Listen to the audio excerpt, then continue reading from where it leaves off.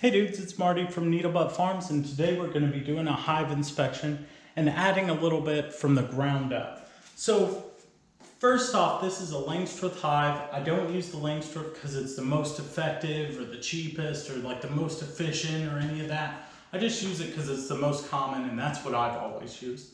So also, when I go out and do my hive inspections, you do whatever makes you comfortable. But I'll be honest, I go out like this. So I normally wear a veil, sometimes I wear the gloves, and the reason I wear the veil is because the bees will land on you. And I don't really mind it, and they're not trying to hurt me, but it kind of freaks me out when they're on my face. So I just would prefer to wear the veil to keep them off my face, but if they're all over the rest of me, it really doesn't matter. So when you're doing your first inspection, you're gonna have a smoker and a hive tool. So what I like to do is I have an entrance reducer on this, and I'll explain it to you in just a second, but I just give them one, maybe two little puffs wherever I can. Normally I do it across the front, but right here, I'll put it right in the entrance reducer. And I know that I did it right because immediately the bees are gonna go bananas. They'll be like, oh my God, there's a fire. And then they're fine. So what's happening on the inside is they panic. They don't like the smoke, so they gorge honey because they think they're about to evacuate. And then they realize, oh, there's no fire here. No big deal. And I'm full of honey, so I'm just gonna hang out here. So you'll know you did it right because the bees will get real amped up and then they'll relax. And it's totally cool. You're not hurting your bees. And then what you're gonna do is you're gonna take a little peek here. So you're gonna pick up your telescoping lens, and you're gonna check it out. And if there's a ton of bees here, that's okay, it's pretty normal. But if there's a lot of bees, you'll be like, okay, they need more room. And that's cool too. So if there's a bunch of bees here, you might give them a little puff, but you probably don't need it. So you'll give them your little puff, and you'll check it out. And you wanna make sure the queen's not on there, but who cares what else is on there. You'll probably see a spider at some point. I've seen bumblebees under there, I've seen wood roaches under there. And you don't really want them there, but they're not in here. The bees are keeping them on the outside. And normally what's gonna happen when you see that, they were actually here, you lifted up the lid and they just ran away from the sun. So they weren't actually in there, and they won't be in there once you put this on there, but you might see it. So then you're gonna check out this. This is your inner cover. It's here mostly for moisture and some bee protection and stuff. So what you wanna make sure you always do is put the concave side up. The reason for that is if it's flipped over, you've got a huge gap in between the wood and the frames now, so the bees are gonna make honeycomb. And then you're gonna have to pry this off. Honeycomb's gonna be all over the place, honey's everywhere, it's gonna make your adventure real sticky, and that ain't really what you want. Secondly, this is flat, so when you put your lid on here, if it's like this, you're smashing a bunch of bees. If you have it like this, and you put your lid on, it's not gonna do anything to the bees because they're all in the middle and there's a ridge around them protecting the bees. So that's the telescoping top lid and the inner cover. So I build this just like I would build a nuke box. So if I got my nuke box and I put them in a beehive, this is how I want it to look. I want a bunch of frames and I want a feeder in here. And the reason I'm going to do that is so it gives me room for all my bees to grow. And really, in some nuke boxes, they'll give you like 3 frames that are already done. So you'll put your 3 frames in there. I put them kind of in the middle. And then they'll work across and make these better. And then you're gonna put a feeder in here because this feeder is going to act like honey would normally act for them. So it's going to supplement their diet for a little bit while they're establishing their hive. So I put a feeder in when I'm splitting my bees, when I'm moving my bees, or when I get a box of bees or a nuke box or something like that. If that's not the scenario, I normally am not going to use a feeder. So this is your setup. You're gonna check it out. You're gonna do some oohing and ahhing and be like, wow, this is so cool. And it is cool. It's all right to be excited. You're gonna feel something. You might as well feel excited. So you're gonna check it out, and what you're looking for is this is gonna be drawn out and it's gonna be yellow.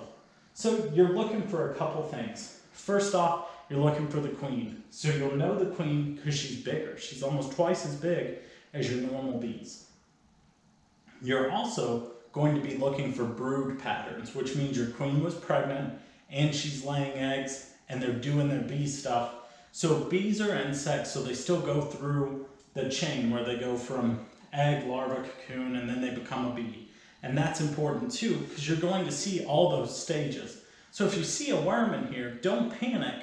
It might be, and probably is, a baby bee. As long as it's in one of these cells, it's just a bee larva. And that's cool. So you're going to be checking it out and you're like, oh nice, this is really neat. There's a lot of nature going on here. And you want to see it, it'll be in a rainbow pattern like this. There'll probably be some honey on the bottom and in the corners, but the queen will go through and do the pattern normally like that. So sometimes the queen will do a different pattern and some people panic. There's no reason to panic.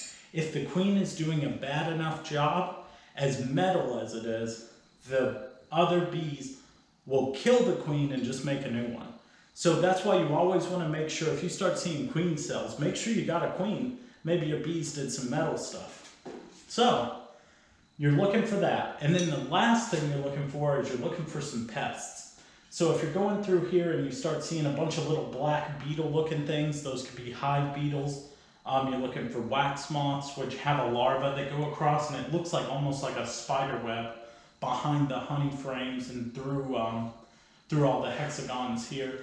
And then you can also have varroa mites. Varroa mites are probably the worst and the most difficult to see. So what you're going to notice with varroa mites, if you're not doing a test, you're just going to notice your numbers are really down, and you're going to notice your bees are kind of acting sick, and it's kind of like a tick that'll hang out on them and suck their blood until they die, but really it does it mostly to larvae, not adult bees. So you're going to notice it in the larva, and we'll get into that at a different time because it's a lot more intricate, that process.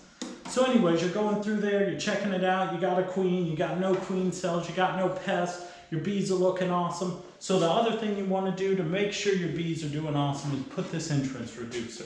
So this entrance reducer goes in the front, and what it does is it makes it where the bees only have to protect a little spot like that, or you can use even the smaller one.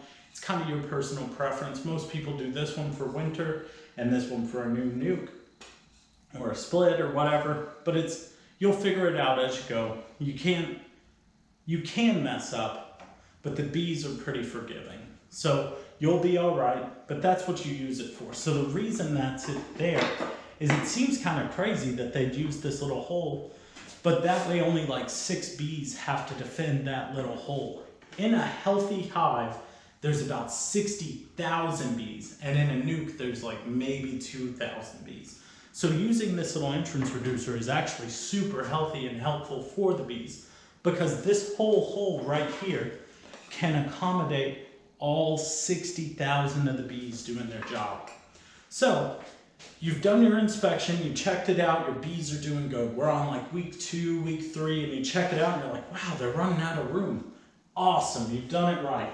So you're gonna check it out, and once, the rule I use is about 75-80%. Once I see 75 to 80% of the space in here is taken, I will add a new box. So let's say all of these frames are covered, they're taken. That's what I would call taken. So then you're like, awesome, this is great. So you've got a couple options here. Normally you're going to take out your entrance reducer at this point, and if you see you've got about 2 frames of honey, you should be a-okay to take out your feeder. If you're a little leery, it's okay to leave the feeder in for a little bit. But what you're going to do is you're going to fill up your feeder if you're going to leave it in there, or if you feel like your bees are doing well, you can take it out and replace it with 2 frames, because that's about how much space this takes up. So we're gonna say, hypothetically, we're gonna leave it in here.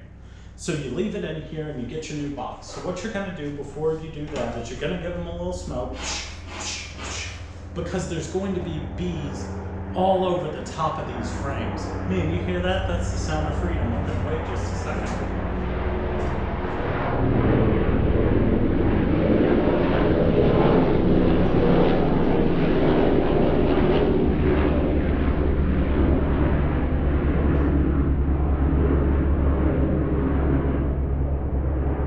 That one went right over my house. Pretty sure that was a black hawk.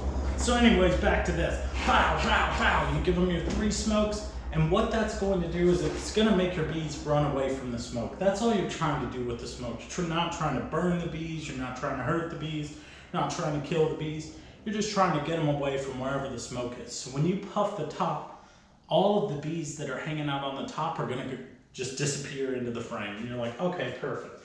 So the reason you want to do that is so when you're putting your box on here, you're not smashing all your bees. So that's really important. So now you got 2 deep boxes. So these are both deeps. They're the bigger boxes that you're going to do. And then past this, you're going to start using supers because this is when the magic happens. So you're going to check it out, come in here, do your inspection, look for those same things. And once they fill this up, you're going to start putting supers. So what you want to make sure, there's a couple things you make sure you don't want to forget. And number 1 is take out the feeder. Because what that feeder is going to do is the bees eventually are going to start converting the sugar from the feeder into honey. But it's not real honey, and also I've eaten it, it's not tasty honey either. I would rather than be messing around with some strawberries or something and me get some of that, instead of them getting the feeder honey. There's a bee in here acting wild. Get off of there. Yeah, you heard me. I'm the boss here. So anyways, you don't want that, you don't want the feeder to start getting converted into honey because it's gross and it's not real. So you're actually ripping off your customers or your friends that you're giving honey to because they want the pollen. They want the stuff that's going to help with their allergies. They don't want just some sugar water that's not going to help them at all. So you don't want to leave the feeder in there. You want to take the feeder out and you want to start doing the organic path to kind of help people out because that's what the bees do. So from here, it gets real exciting. So you've taken your feeder out and you're going to start putting on supers. So the supers are smaller boxes. So you'll notice they're a lot smaller than the deeps. So they're also called mediums, but most people refer to mediums and medium supers and supers interchangeably because this is a medium-sized super, but it's also the standard for supers. Because when this gets filled up with honey, it's about 40 pounds, 35 pounds, something like that. But when this gets filled up with honey, it's like 60, 75 pounds. So you're not going to be slinging this around in your backyard. And this, I normally have someone else do for me too sometimes because I just don't feel like throwing it around. So that's what I do. And if you don't want to just sling around a lot of stuff, this is the funnest time to introduce somebody to bees anyways, so you can get some free labor. You're like, whoa, check this out, we're about to get some honey. This is going to be cool. So we'll get to that in just a second though. So you've got your deeps, and your queen bee should, in a perfect scenario, stay in your 2 bottom deeps. So she's hanging out here, she's making her brood, the bees are like taking care of her and they're doing some stuff, but occasionally you'll get a real ambitious queen. So this year, I got an ambitious queen. And the queen filled up the bottom, the second, and started just hitting the tips right here. Which is no bueno, because when she starts hitting this, that means I can't use this honey because now there's bees in here. So if you start scraping honey out, you're also scraping out bee guts and stuff. So you don't want to do that. So what you use is you use a queen excluder. So a queen excluder is like a screen that goes right in between your deeps and your super, and it's totally fine. It doesn't hurt the bees. It just kind of guides them a little more the way that you want to guide them. So what it's going to do is it's got a big enough hole that the worker bees can come through, but the hole is too small so the queen can't get through. So she's trying to come up and she's like, nah, I can't make it. I'll just hang out in the bottom. And the worker bees can still come up here and fill it up with honey, which is awesome. So that'll help you to keep your stuff organized. So if you're into that, you can totally do that. I normally don't need one, but this year I needed one. But it's up to you. It's your discretion. It's your beehive. Just make sure you're doing your inspections, taking them serious, and just check out for your bees. Look out for your bees. And like the tricky thing about supers is you'll just want to make sure there's no queen cells. But this is like the funnest part. You just get in there and you just see honey, and it's like, it's so fun. You just check it out and you get excited. So anyways, From there, you're gonna give it, once it's about 75% full, it's and you're gonna put on another super. So this is the craziest part. When you put on the second super, your bees are at max productivity. So it normally happens, for me it happens during mid-May or like the end of April, so it's actually almost right now. Man, freedom is coming back. I'm gonna wait for just a second.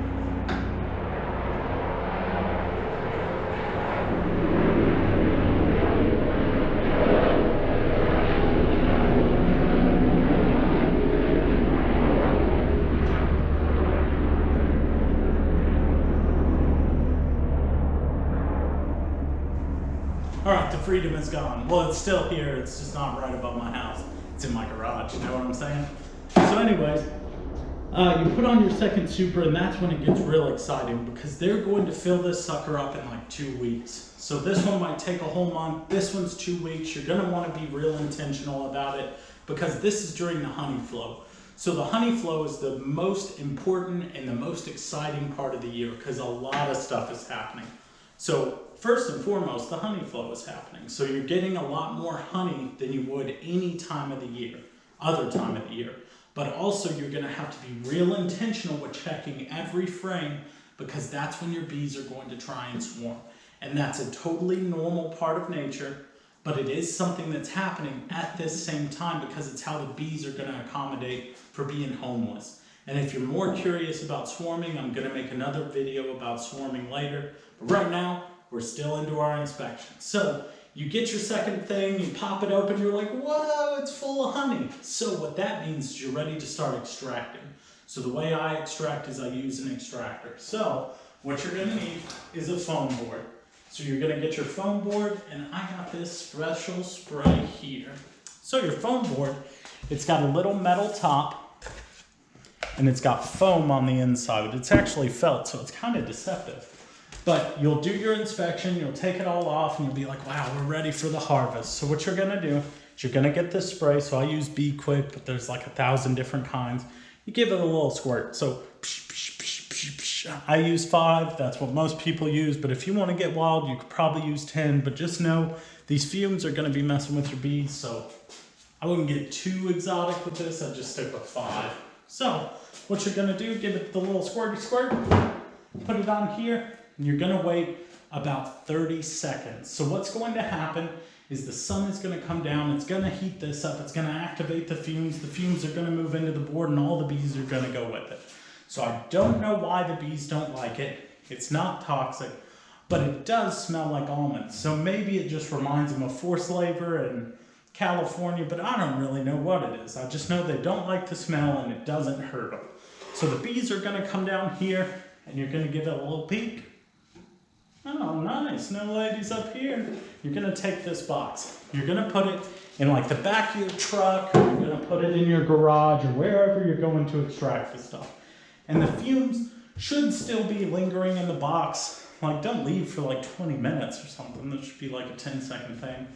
But, so then you come, you wait about 30 more seconds, and then you'll give it a little peek, and you'll be like, oh look, no bees, nice. And you'll take this one off. So, what you want to make sure you do is don't leave the beehive open because the bees are still in here and they're not going to appreciate giving you all that honey and then leaving the beehive open.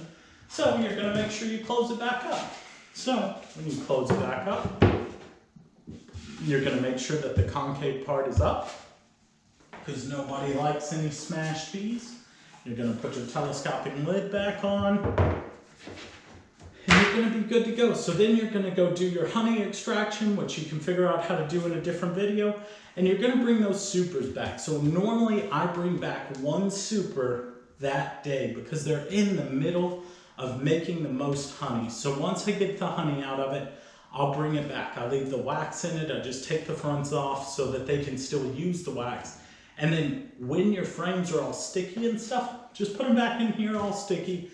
And the bees will go through and clean it up, take all the excess honey off of everything and reorganize it because they're super structured and it's awesome. So you'll put your super back on, you'll close it back up, and there you go, man. So that's how, in a quick nutshell, you're going to do your inspection, and you're going to build up your hive over time. And I hope the best of luck to you, man. It's a real fun adventure, and I hope you have a great time. Anyways, see you guys later.